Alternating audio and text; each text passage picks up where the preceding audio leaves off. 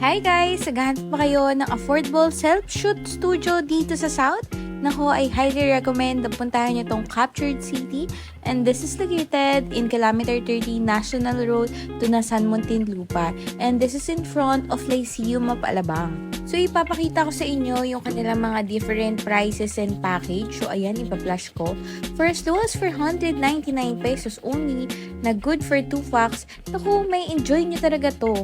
Isa sa mga tip na ibibigay ko sa inyo is bago kayo pumunta dito ay dapat meron na kayong mga different poses na naka-save sa mga gallery nyo. Meron sila dito 5 different backdrop colors, and yung ginamit nga namin dito is yung brown, and napakaganda talaga ng studio nila dito.